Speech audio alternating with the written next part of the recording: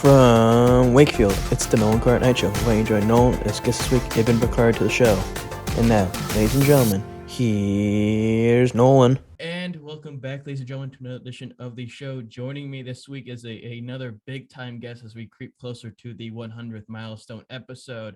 As I just said to him before we got going, we share a few traits together, both a fan of basketball, but specifically our alma mater that we share being the University of Rhode Island and the men's team there, which we hope this year will find success. He also is in Rhode Island. He lives in Rhode Island as well, so that's another thing we share in common. He is the one and only Mr. Ibn Bakari. How are you today, sir? I'm doing well, Nolan. Thank you for inviting me. Well, of course, anytime to have someone to talk about basketball and roadie basketball, especially when they're there during some of the greatest times of URI history, is a pleasure to myself. As I usually like to start this, and it's kind of unavoidable in the sense of that the last few years have been really interesting and kind of scary and wild in itself. And you run a business being Lights& Sirens International, and you have your trips you make down to the Dominican Republic, and then you have your things you do in Providence with it. What's it been like, not just for you during the last few years, but also running Lights& Sirens International during these crazy times? Well, Lights and Sirens International is something that's very dear to my heart. I've been running the nonprofit organization now for 13 years. And it really more so started in the Dominican Republic to try to help address the mental health of the men and women that serve in law enforcement and public safety. And then when the pandemic hit in the last 2.5, 3 years, it really made us focus a little bit more locally on a lot of the incidents that were taking place across the country with incidents of violence by law enforcement towards minorities in various parts of the country. And so I decided that we wanted to do something to try to help bridge the gap with law enforcement and the minority community. So during the pandemic, while everyone was isolating themselves and trying to keep themselves safe health-wise, we were trying to bring awareness to the incidents that were taking place with law enforcement and the brutality that was towards minorities over the years. And we wanted to try to do it in a subtle way. A lot of folks was under the assumption that I was going to do a basketball event to try to help bring awareness, but instead we chose to use bocce ball, Okay. which I had picked up from playing basketball over in Italy. I find that, when you have basketball, a lot of folks don't think basketball is a contact sport, but it's very much contact. And when you already have a very sensitive issue, like what we were addressing, I felt that having a contact sport was not going to be the right thing to do. But also we wanted to try to do something that was cultural, something that was cultural, different, something that I didn't know anything about as a kid growing up in Detroit, and as many other Black kids did not know about it. So it was really something that kind of like now helped to bring not only the awareness and the tough conversations of what we were witnessing and seeing, on the news, on our cell phones, on social media, and to be able to have, participation from the state police, federal, the local police departments, and have these discussions. It really did start to make it really just made it folks be a little bit more aware that this is something that we have to work on together. Sure. Politics is not going to get it done. It hasn't gotten it done. And this is two entities that have to coexist with each other.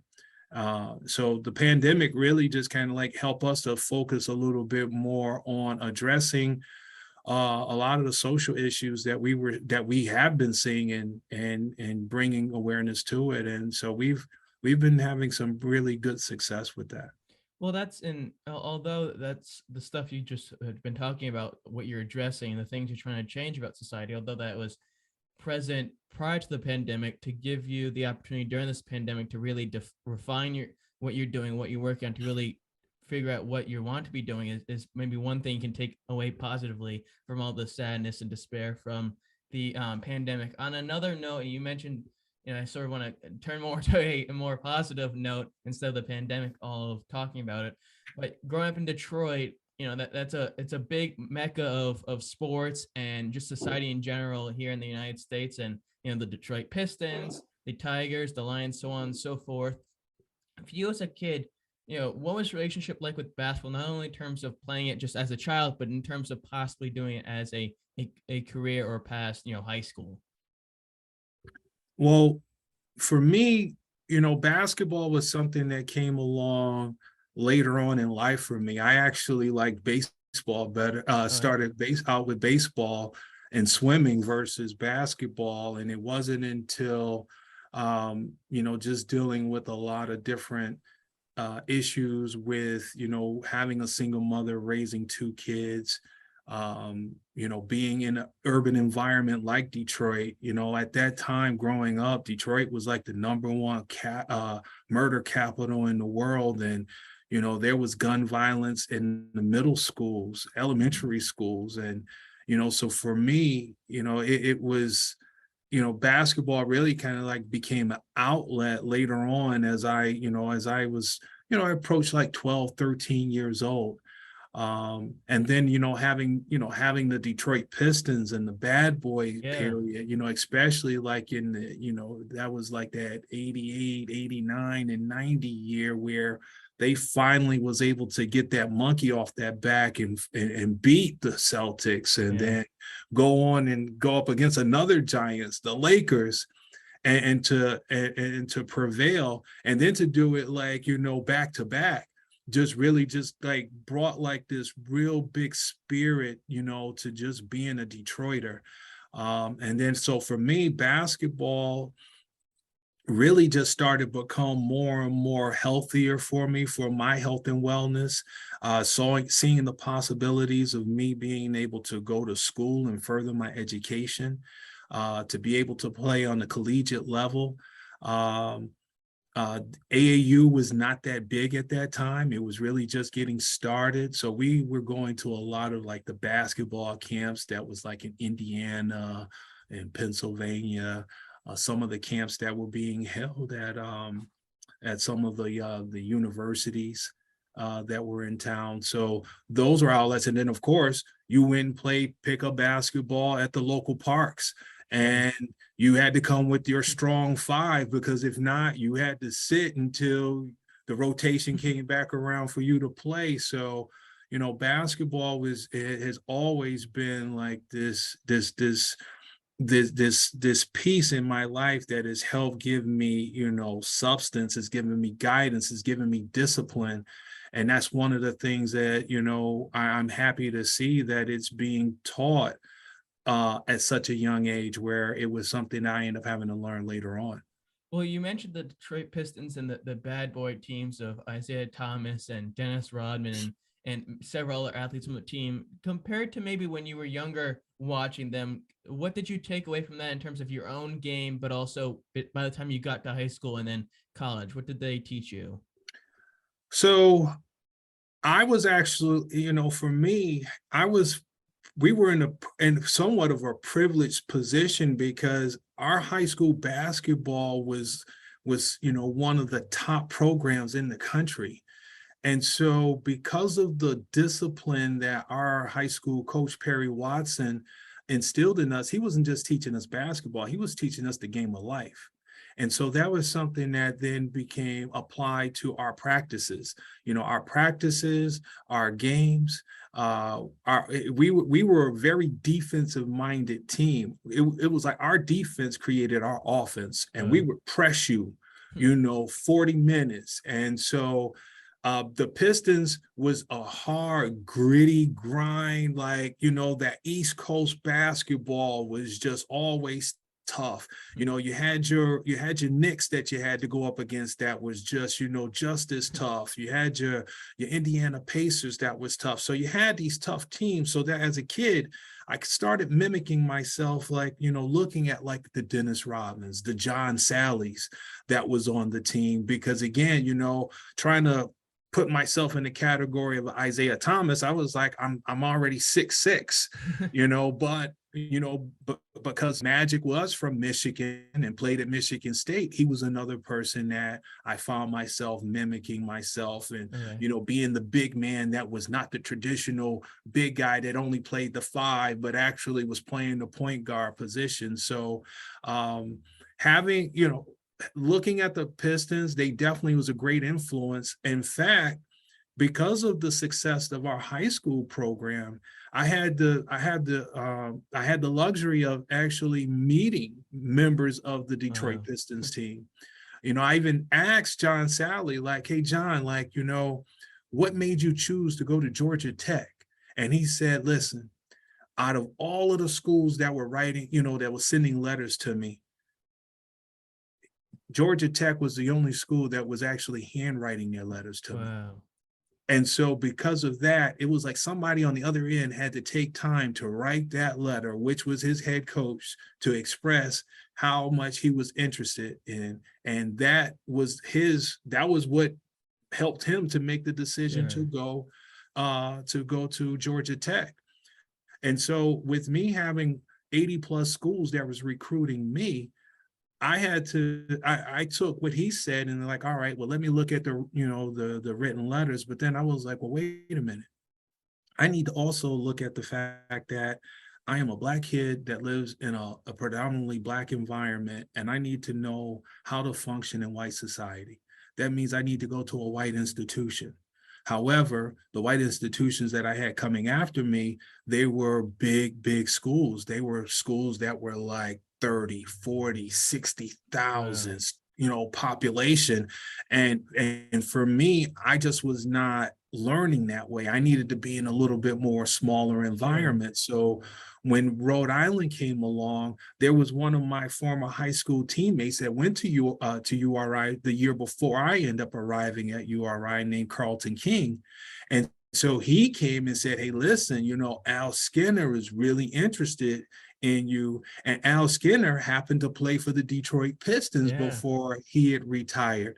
So when Al finally got the head coaching position after Brendan Malone had left to go to the Detroit Pistons as an assistant coach, he not only had the conversation with Carlton King to talk to me, but then he also ended up reaching out to Brendan Malone. And Brendan Malone invited me and my foster father to come to a basketball game. Wow. And at the end of that basketball game, he had me come into the locker room and he pulled me to the side and said, listen, when a head coach calls somebody like me expressing interest about a player, these are the type of things that you need to take notice when you're making your decision. So that's kind of like my story with the Detroit Pistons. That's how, that was the start of the conversation with me looking at URI and ultimately making the decision to come to URI. Speaking of URI and Al Skinner being there near the beginning of his run as a head coach at URI after Brendan Malone and Tom Penders, I'm sure there's a conversation that goes on between the player and the coaching staff of what both sides expect out of each other in terms of production. What was your conversation like, if you feel like sharing with Al Skinner in terms of what he expected you to help with the team and put forth? Well, I think that Al Skinner saw that I have a big man, but not a traditional big man. I actually have a big man that very well could transition into a small forward and be pretty dominant at that, because, again, I started basketball late. And then as I transitioned and I started seeing myself, I arrived at URI like, okay, you're supposed to play the 5. Well, I was 190 pounds and I'm supposed to play the 5. And you had guys that were like Yinka Dare that was 7 foot and, 280. And it was like, I was just hanging on for dear life having to guard guys like that. So, I eventually, started, perfecting more on the 15-foot range. And then ultimately I was consistently hitting, the outside 3. I was able to handle the ball enough. And then of course, Al was, Al, this is how I knew Al knew what he was pushing me for. Usually when you would have to run in your group, so like, running suicides or running a ladder, you would have your guards and then you have your big men. And Al was like, so of course I was like, well, I'm always going to be fast. I'm going to be faster than the big guys. And he was like, no, no, no, no, no. You run with the guards. And so I literally did all of the practices and everything with the guards. And then, of course, watching film and learning plays. And it just helped me to start becoming more comfortable of knowing, like, okay, you got to know the 1, you got to know the 2, you got to know the 3, you got to know the 4, you got to know the 5 position. And so his expectations of me, I think, was he could very well be a good 3, but it took a few years for us to get there. And I think if maybe that had been the focus right from the beginning, I think that I definitely would have shown what the 3 would have looked like in the 90s versus now what we're seeing in the NBA and seeing in college, where you're seeing 6'10", you're seeing 7-footers that are playing at the 3 spot. Your first year there were a lot of veterans on the team that you're watching, you're taking it in, and they're playing a lot maybe compared to yourself. What did you take away from that aspect, seeing as the team later on would go to then a more youthful approach to the team? Well, I was the only freshman in 92. You had Mike Brown, you had Mike Moulton, you had Carlos Easterling, we had the transfer Rafael Solis that came in, you had Matt Keebler. So you had 5 seniors when I arrived at URI, and then you had like 5 or 6 juniors that were right behind them. And so I was literally like the baby of the team with these older guys. So I got a chance to learn a lot. And then also because we were, heavy guys that were from New York. So the style of basketball in New York, I was able to get a little bit of that. And then Mike Brown being from California was able to steal a little bit from him. And so the only issue for me was that coming to URI, I was expecting to play. And then, to be in practice and to be doing everything. And I even recall when we were playing Eastern Michigan my freshman year. And the guys on the team, I don't know if they was just hyping me up or if they really was like, yo, man, I really think you might be starting. Or at least you're going to be playing a considerable amount. And as the game is going, the first half goes, I don't make it out on the floor. So I'm trying to keep my wits. I'm trying to not let it get to me. And then the second half starts, and then, the first 5 minutes go by. Then the next 10 minutes go by. And then now 15 minutes go by. And then now it's literally like, maybe 2 minutes left in the second half. And Al looked at me to go in, and I just kind of shook my head and was like, nah. And then he walked over there and was like, you need to get your ass on the basketball court. And I was like, and I was kind of like, okay, let me go. I got out there. But then at the end of the game, we shook the opposing team's hand, and then I just beehive right to the locker room.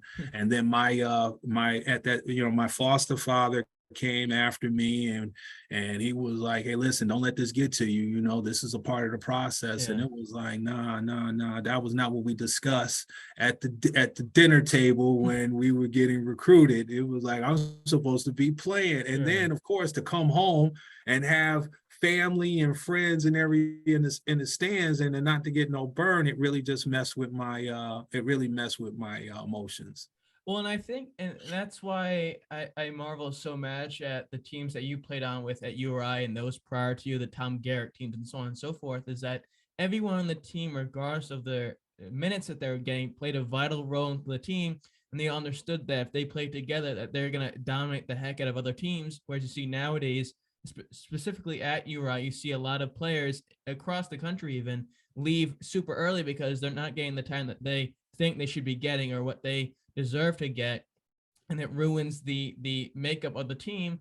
And that's why, you or I, hopefully, at Archie Miller does a better job of this, of telling the guys, hey, listen, this is what you're getting, and this is how it's gonna benefit the team. Well, I want to mention sort of that next year you said that Cordell Llewellyn joins the team as a transfer from Wake Forest, and Michael Anderson comes to play for URI, who I had on a few weeks ago, and I'm still marveled at the fact that he didn't start playing basketball till 18 years old. Yep. For those two to get there, and although maybe the same season results as the previous year the team had, but could you tell at some point that Coach Elsker might be working on something, building on something for the team to have future success?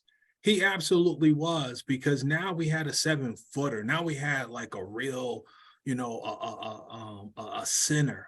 And then it was like, okay, I could play the 4. And then, and then Cordell was at that 2-3 spot. So yes, he was building, and there was the build that was taking place, and it was taking a process for us to get there. Here, my freshman year, my redshirt year, we end up doing well enough that we got into the NCAA tournament. We beat Purdue in the first round, and then had to go up against number 1 North Carolina and got destroyed and demolished. But it was like, what? It was that success. And then it was like, all right, then the following year, now it's like Abdul Fox, Kyle Ivy Jones, Andre Samuel, Cofield, I even Jason Alexander, before he ended up leaving to go going to, I'm not sure what school he went to, or I can't remember at this time, but we had the pieces, we had the talent, and we were building on that, each year. And so Al was definitely with the staff, was creating something. But again, as 18, 19, 20-year-olds that's still figuring out life, we just, our expectations was one thing, and then there was another thing that was taking place out on the basketball court, that the men like Al, Bill Cohen, Timmy O'Shea, to even have, like, I remember even having Bonzi, on the coaching staff, my freshman year, and then the second year to have, Mike Brown on the coaching staff. So now you got former basketball players from URI that's on the coaching staff. So they was able to share, again, that mentorship to help, again, guide us young men that was going through some of the things that they had went through, and was able to share some of those experiences to help us to really build as a team, that you now started seeing that success that got to where, we were in the NIT, and then made it to the NCAA tournament. And then the following year made it to the NCAA tournament, and then went deep into the NCAA tournament. So, you could really see that Al did, build something. And then Coach Herrick just happened to just inherit the vision of what, Al had built. That year after Llewellyn, I believe, and Anderson get there is when Coutinho and Tyson joined the team, if I'm not mistaken. That year, even with them, they're doing well. You also have probably a really great year as well statistically on that team. When you're able to have more freedom on the court as a player and score more and rebound and assist more, what was it like for you to do that? Was it a sigh of relief for you to finally be able to realize that you can do what you want on the court? Oh, absolutely. Because I think once you embrace your role, and I had embraced the role of being a defensive player, and Al saw it, and he was comfortable enough that we actually ended up creating our own 1-3-1 defense that we threw at teams. And normally you would have a point guard that would be at the 1 spot, but instead we actually put Tyson all the way in the back and had me at the 1, and then you would have Mike Anderson, Reynolds Dean, and Coutinho Mobley that was in the 3. And then, of course, I would even take it to another level to get us pumped up, that I would run and I would slap the floor, and then I would pick up the point guard. And then now I'm just on him, waiting for him to just try to throw it over my head, and we pick it off. So that became fun, that we were able to, understand what our roles were. And then at the same time, it just allowed, for instances like with the Temple game, that I was, I was brought back into the starting lineup. Everybody was wondering, like, well, where is Ibn? Why is they only using him for defensive purposes?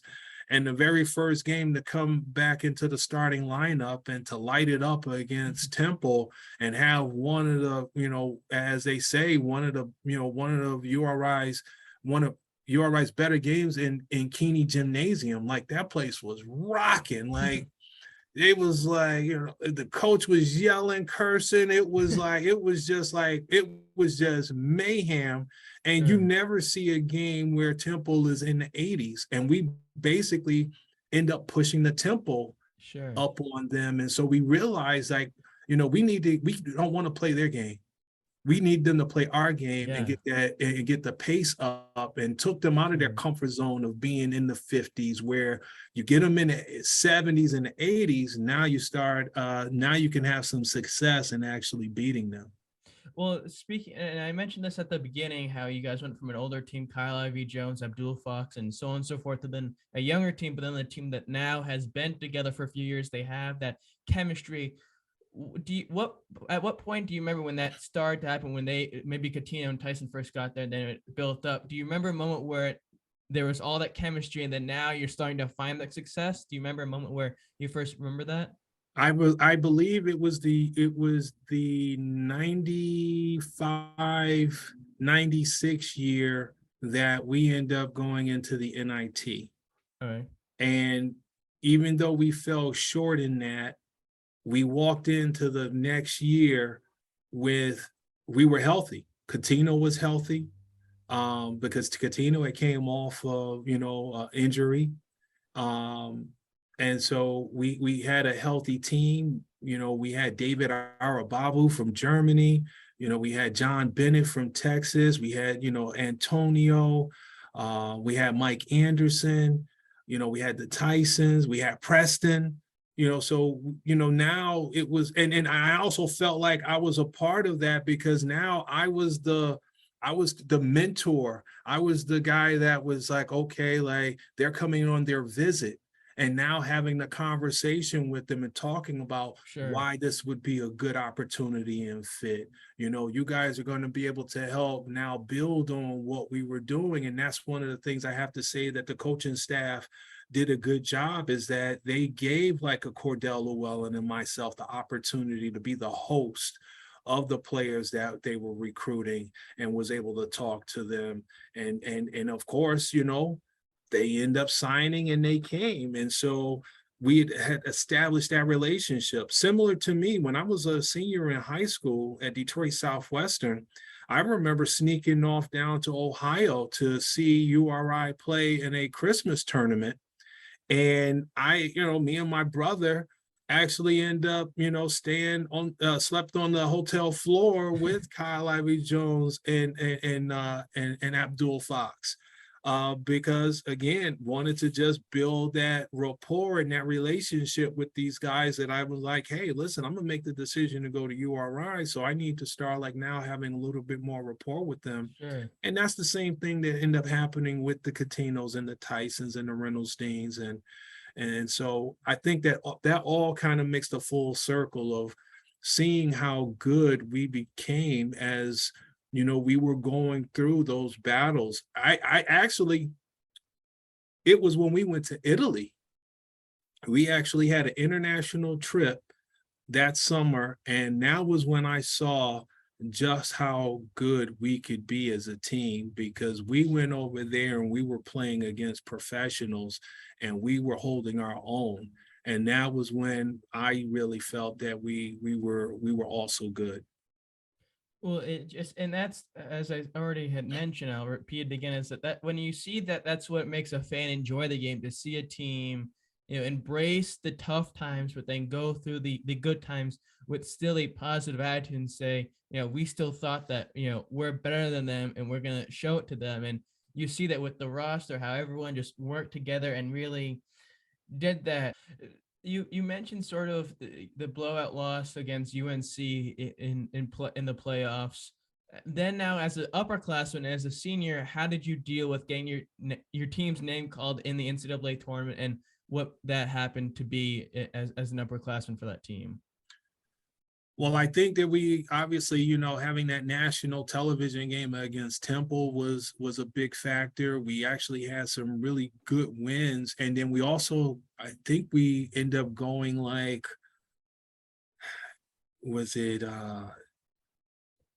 like 8, 9, 9 for 12 coming down the stretch, because the NCAA always looks at like your last 10 games Sure. as you're coming into the to be selected into the tournament. And we knew that we needed to have a good showing in the A10 to secure that. So those are the kind of conversations that we had. And so those it was just those type of things that, as a team, we talked about it. There was times that even Al didn't have to call a meeting. There was times that we would just call a meeting and be like, hey, listen, what is it that we're trying to do here, guys? Are we just trying to just be mediocre, or are we actually trying to make a name? Like, are we trying to put the school on the map so that folks know who we are? And the crazy thing is that when we were in the NCAA tournament in Memphis, that year when we lost to Purdue, there were folks that was like, man, we were rooting for y'all, man. Y'all got a squad. Y'all got the talent, man. It was just like, we just thought y'all were going to go on a run. And it was like those type of conversations that I felt that also helped the underclassmen to realize that there were folks that like, you guys are good. Sure. It's just now just a matter of us believing that we are that good. And so to see the 99 year, and I remember I had just got back from Saudi Arabia playing professional ball over there, and URI is on the TV, and it was like, okay. And it was like, oh, we're going to the Final Four. I had already called and booked a flight and a hotel. And then it was like 90 seconds later, it was like, what is going on? What happened? Like, no. So, but again, it was like, hey, listen, this is the furthest that the school has gone. Yeah. And it was like, hey, you know what?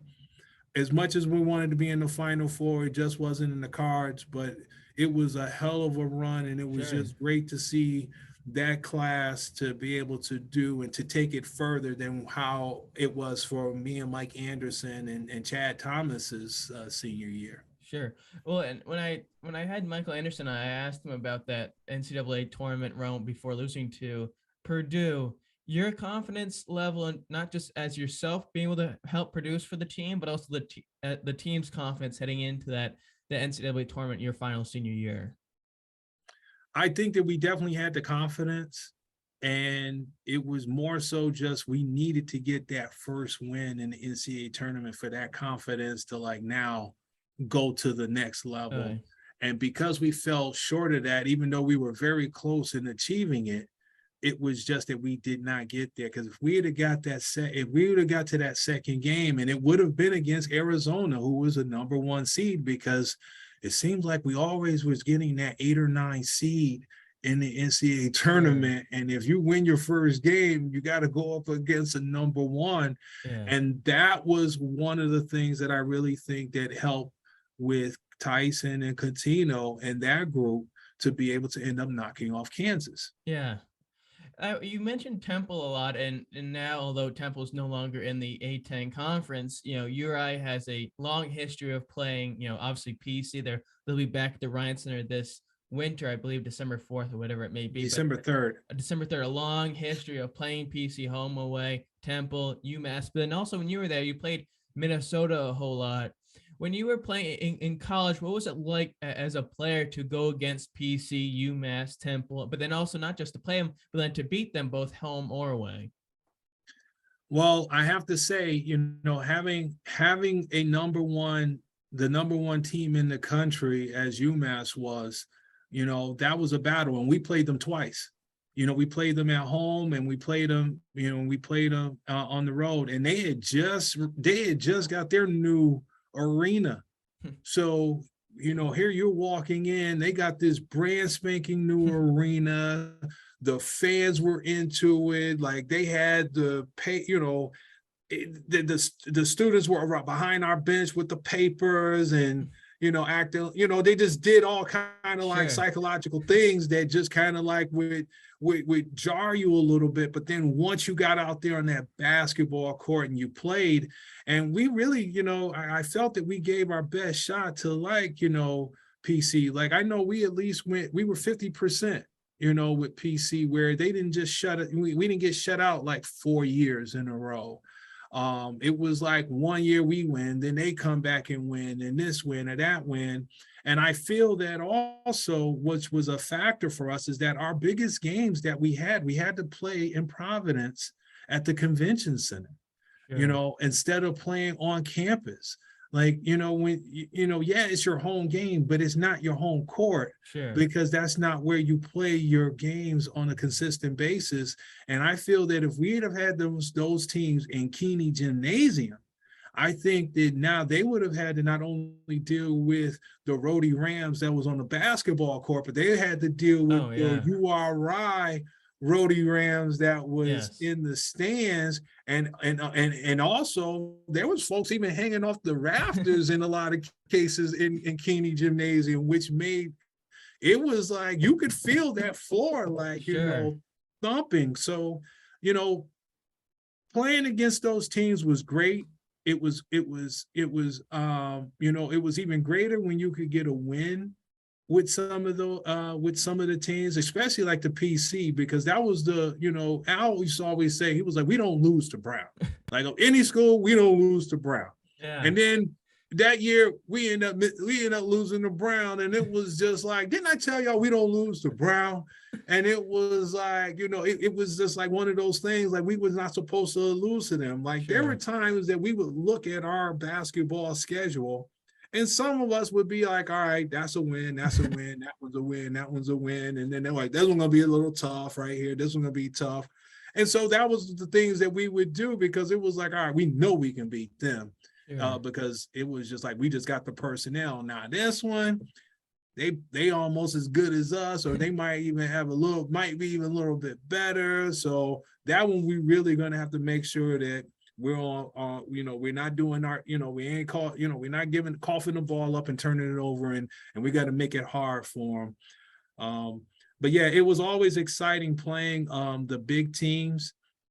But I have to say that even though it was nice playing in a bigger arena, I didn't like it because it was just not our facility. It was not our basketball court. And I think that for me personally, it psychologically played a little bit of a factor that we had to play at the convention center, only because it was a bigger game that was going to get a bigger draw of fans. Whereas I was like, let's stay in Keeney, let's play in Keeney, let them deal with us in Keeney Gymnasium, and deal with not only us, but also deal with the fans.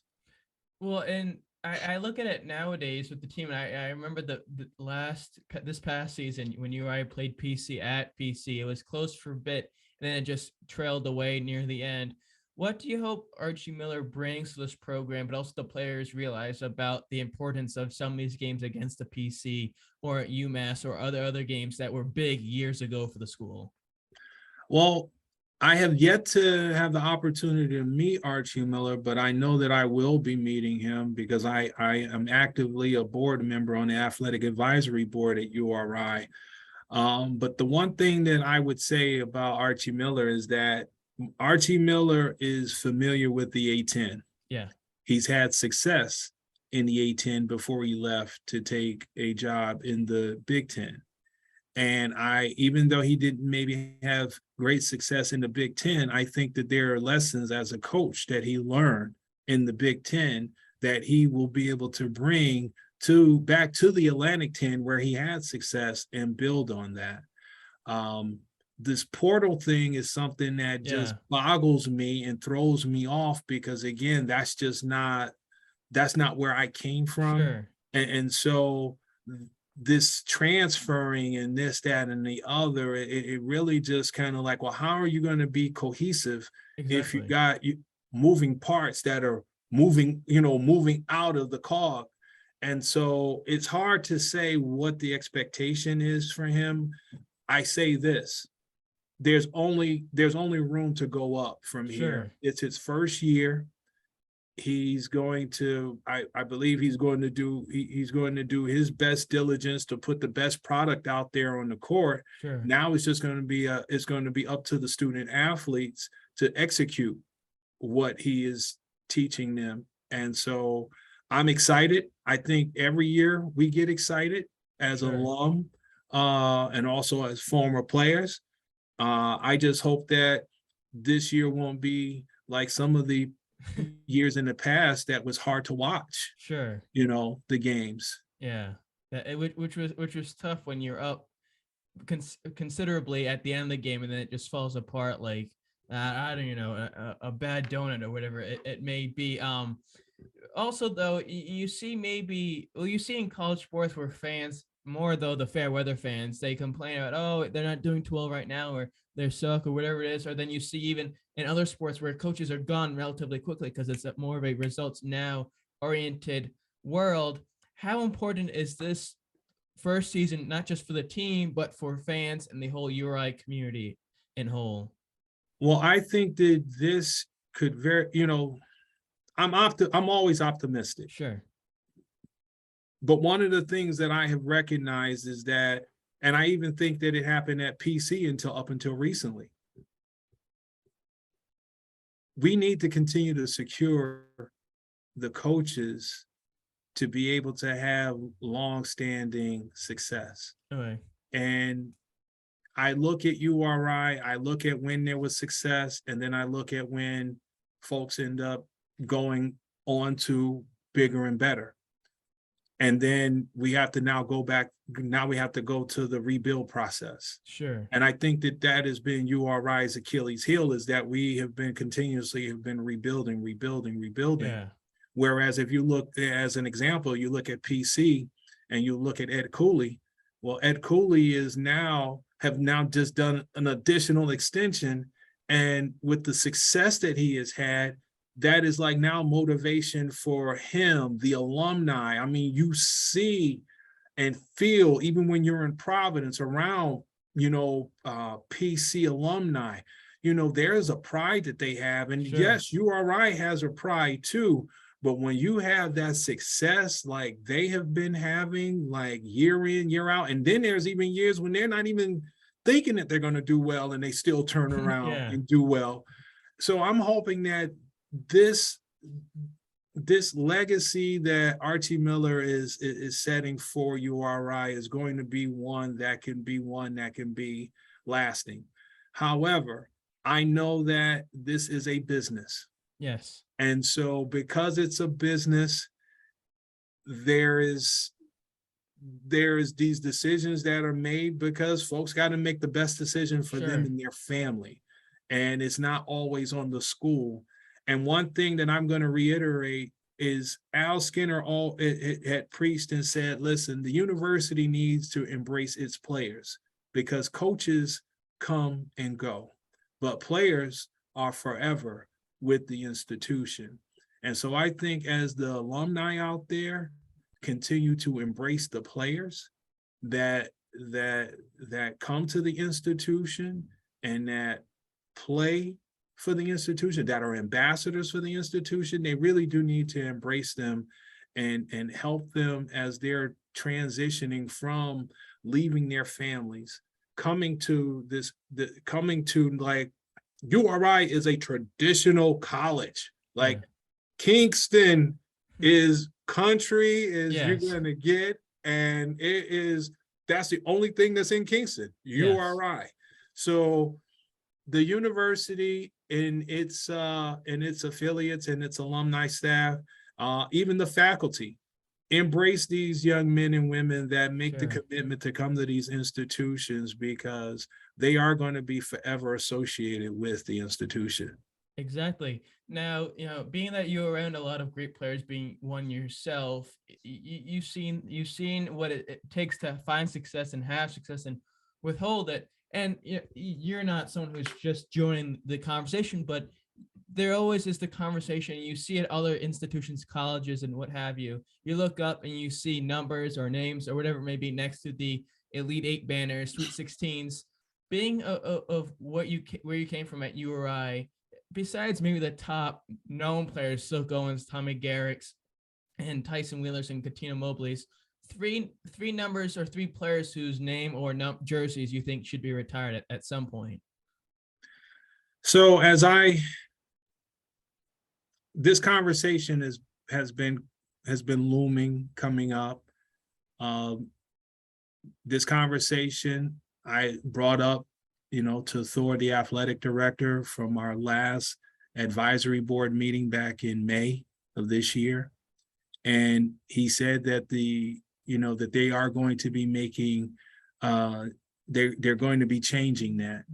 And I think that after 15 years as the athletic director, absolutely it should be done. Sure. But then this is something that should have been done over 100 years ago. Sure. The start of it. And so to answer your question, it's very hard to answer that question due to the fact that there were records that were set before the three individuals that I would say would be the first three to go there, because they end up breaking records from previous folks. Sure. So to answer the question, I am going to say that, excuse me.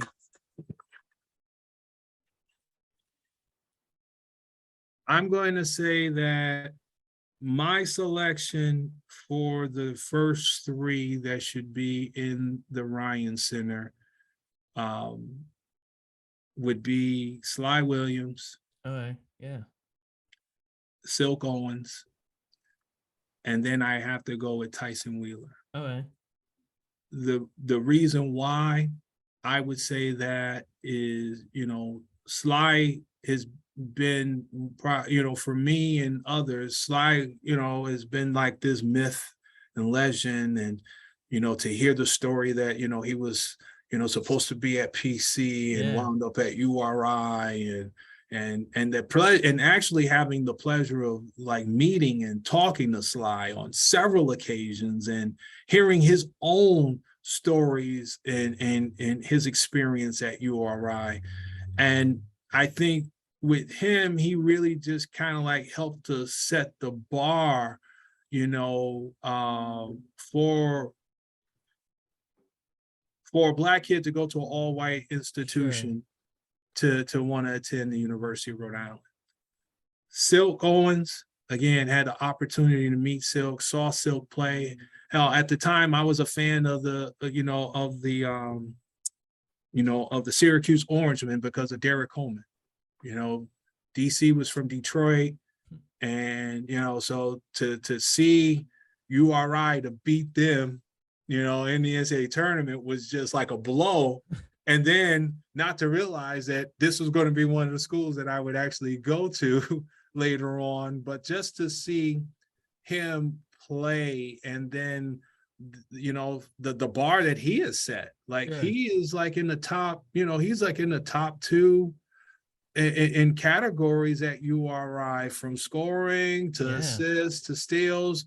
So you gotta, Silk is like no question.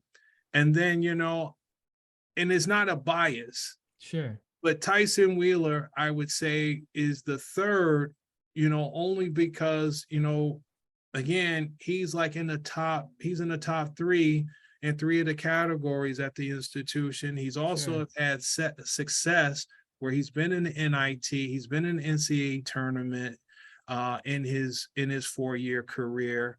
And he was just a hell of a point guard. Sure. He was, a hell of a player. But I will say this. I asked this question to several of my former teammates, what would be their selection? And the three that I mentioned is kind of what a lot of folks lean towards. And then I also spoke to, a big alum, of URI. And, he also kind of mentioned these three. But one of the things that I would say is that, even, with with Keeney having the gym, I think the university has a lot of hard work that they have ahead of them by at least putting the first 5 that's up there, and then now trying to catch up with the ones from the past, and then still keeping their eye on the present ones that will be coming next. Because we should not be in this position right now having this. And I think that anybody that you have on that committee that's making the selection, there's going to be some implicit bias that there's going to be there, because there are folks that saw certain players that played and teams that played, and then you only hear about the accolades of others. So those are my 3, and that's what I have to say about it. No, that makes sense. And I think also because, and I don't want to, say anything negative or say something that may not be true about Sly, but I don't know if he's been to a game recently or what he's up to in his life now. So to do that for him, for someone who's been that successful at the University of Rhode Island, is a big deal. And obviously Silk, with what he went through prior to going to URI and what happened, before his freshman year, is a thing that should help him get to obviously his stats, help from himself. Absolutely. Tyson as well, especially now that he's a coach in the A10 and what the success he's had. And you bring up a point of the fact that, my grandfather, I've lived in Rhode Island my whole life, my father and my grandfather have, and my grandfather, being 85, so he grew up in the 40s and the 50s. So he saw some of those players from that period, although it might not have been the same type of basketball now, still those who set the records that Sly beat and then absolutely. So you have to look at it from that perspective of that there are those players, but then there's also those from years after that you have to pick from. And then obviously there are going to be people who say, well, that person was 60 years ago and they're not alive anymore, whatever it is. And no, that they played with farmers and mechanics and that sort of stuff.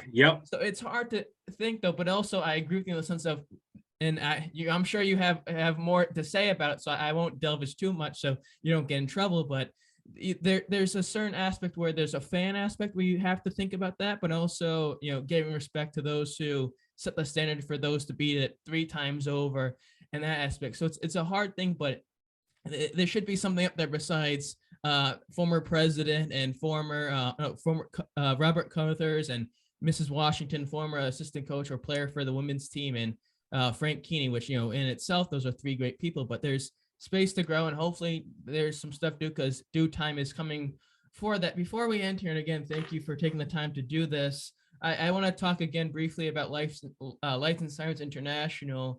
For you, what does that bring you that the game of basketball wasn't able to provide to you?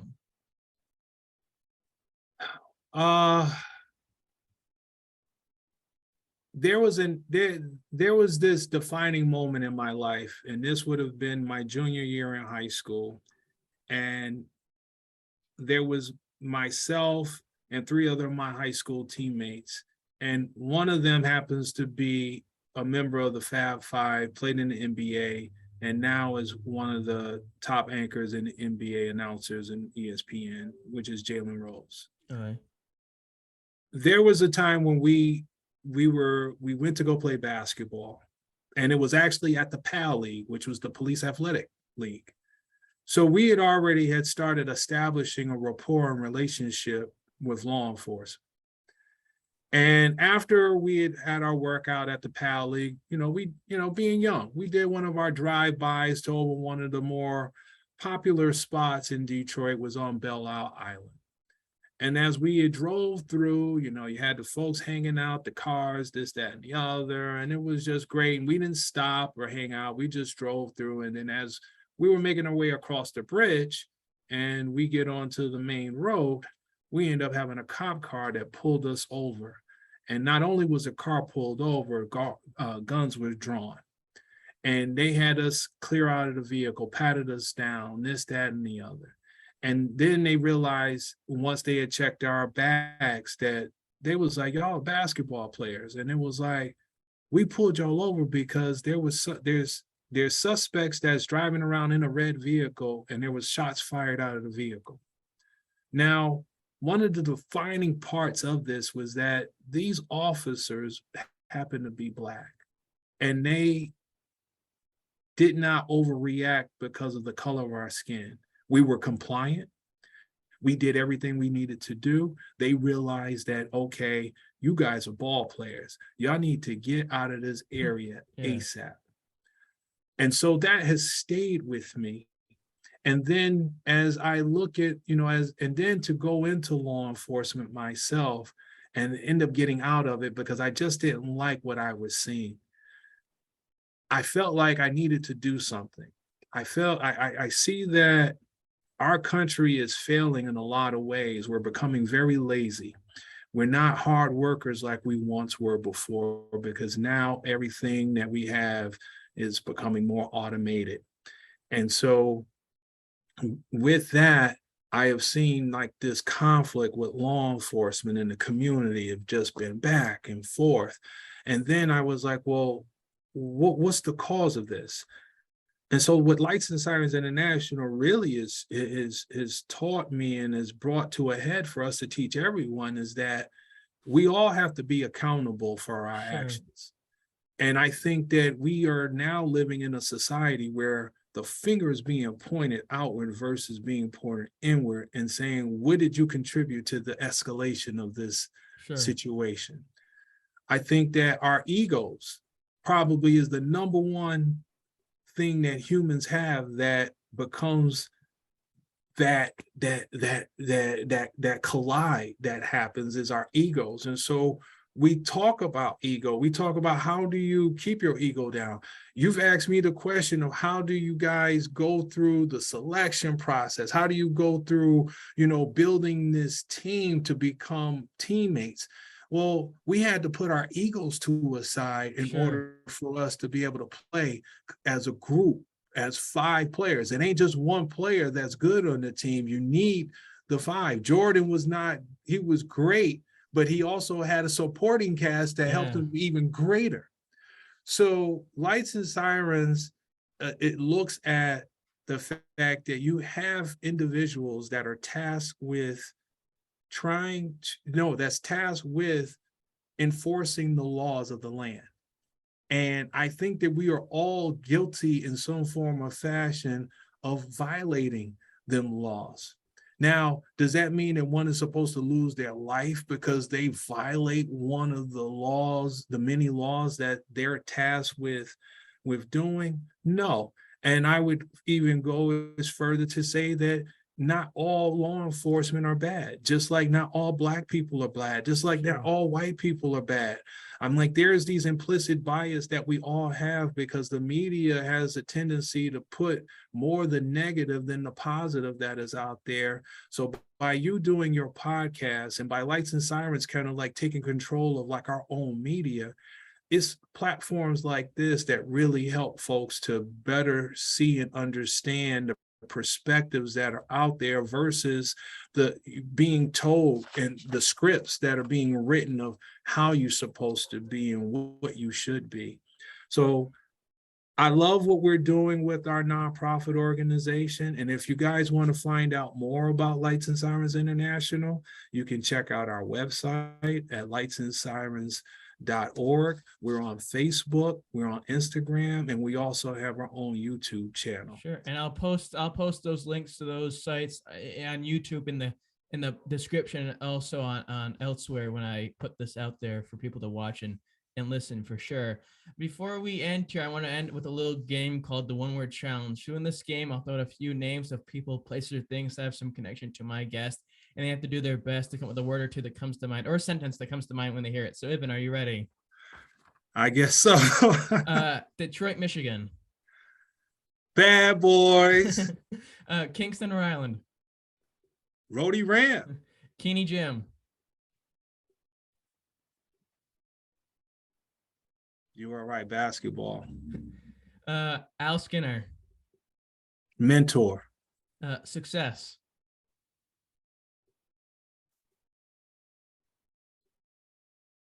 Wow, that's a tough one. Success. Success. And last but certainly never least in this cosmic universe of ours, Ibn Bakari. Humble, giving, not complicated. Well, definitely kind and definitely giving, especially with today. Well, sir, I want to say sincerely, as I've said before, so hopefully it's not redundant, thank you for being generous with your time and willing to do this with me this week. It means a great deal to hear from the people such as yourself to rehash old stories and share moments of their time at a great institution that is URI, and hopefully it continues to be good. Well, thank you so much, Nolan, for this opportunity. I mean, you essentially have had me resurrect a lot of thoughts in the 30 years that I actually, this month marks 30 years that I actually left Detroit, Michigan to come to the University of Rhode Island to play basketball and to be a student, an alum, and to give back to the very institution that gave me an opportunity. So I really appreciate this opportunity and giving us a chance to talk about our nonprofit organization, to give folks a little bit more of an insight about me as the person, as the individual. And I really look forward and hope that you will continue to do what you're doing and reaching out to the different players from the different eras so that folks can have the opportunity to chat and talk with them. Well, I plan to do my best. Some of them are easy to find. Some of them are a little bit difficult to find. So you hope that those you have on, you do a good job with those, that they provide some details. Well, as Ibn said, that if you want to check more about Lights and Sirens International, check them out on Facebook, Instagram, www.lightsandsirens.international.org. Look at there. You'll get more information on the wonderful organization that they have there. On Twitter, Nolan Carr Night, and then on Instagram, Nolan Carr Night Show. In the words of Johnny Carson, the dean of talk shows, I bid you a heartfelt good night. Till next time, take care.